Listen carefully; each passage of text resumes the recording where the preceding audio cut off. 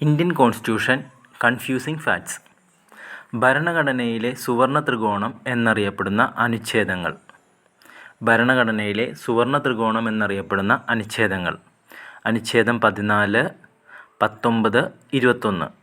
അടിയന്തരാവസ്ഥ കാലത്ത് അനുച്ഛേദം 19 റദ്ദ് ചെയ്യപ്പെടുന്നത് ഏതനുച്ഛേദ പ്രകാരമാണ്?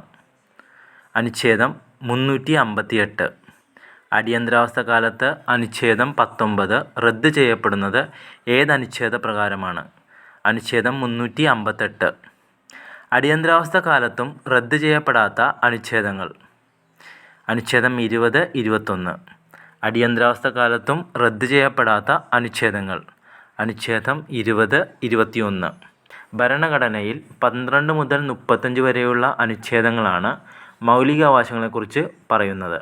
ഭരണഘടനയിൽ 12 മുതൽ 35 വരെയുള്ള അനുച്ഛേദങ്ങളാണ് മൗലികാവകാശങ്ങളെക്കുറിച്ച് പറയുന്നത്. ഭരണഘടനയിലെ 36 മുതൽ 51 വരെയുള്ള അനുച്ഛേദങ്ങളാണ് നിർദ്ദേശ തത്വങ്ങൾ പ്രതിപാദിക്കുന്നത്.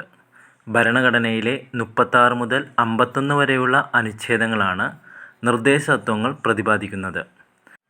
അനുച്ഛേദം 300A പ്രകാരം സ്വത്തവകാശം ഒരു നിയമാവകാശമാണ്. അനുച്ഛേദം 300A പ്രകാരം സ്വത്തവകാശം ഒരു നിയമാവകാശമാണ്. ചൂഷണത്തിനെതിരെയുള്ള അവകാശം: അനുച്ഛേദം 23 മുതൽ 24 വരെ. ചൂഷണത്തിനെതിരെയുള്ള അവകാശം: അനുച്ഛേദം 23, 24. സാംസ്കാരികവും വിദ്യാഭ്യാസപരവുമായ അവകാശം: അനുച്ഛേദം 29, 30. സാംസ്കാരികവും വിദ്യാഭ്യാസപരവുമായ അവകാശം: അനുച്ഛേദം 29, 30. സമത്വാവകാശം: അനുച്ഛേദം 14 മുതൽ 18 വരെ. സമത്വാവകാശം: അനുച്ഛേദം 14 മുതൽ 18 വരെ. മതസ്വാതന്ത്ര്യത്തിനുള്ള അവകാശം: അനുച്ഛേദം 25 മുതൽ 28 വരെ. മതസ്വാതന്ത്ര്യത്തിനുള്ള അവകാശം: അനുച്ഛേദം 25 മുതൽ 28 വരെ.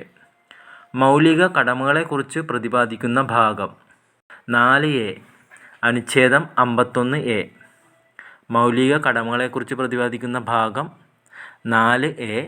അനുച്ഛേദം 51A. ഭരണഘടനയിൽ മൗലികാവകാശങ്ങൾ ഉൾപ്പെടുത്തിയിരിക്കുന്ന ഭാഗം: ഭാഗം 3. ഭരണഘടനയിൽ മൗലികാവകാശങ്ങൾ ഉൾപ്പെടുത്തിയിരിക്കുന്ന ഭാഗം: ഭാഗം 3. Thank you.